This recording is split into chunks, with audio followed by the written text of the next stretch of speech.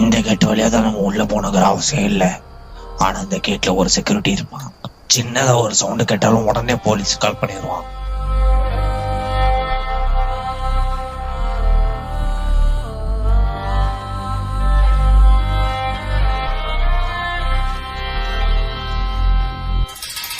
அப்போ அந்த கேட்ல இருக்க செக்யூரிட்டி என்ன பண்ணலாம்?